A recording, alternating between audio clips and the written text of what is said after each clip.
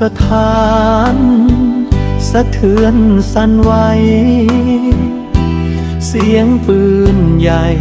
ดังก้องกังวานเข้ามาแนวรบชายแด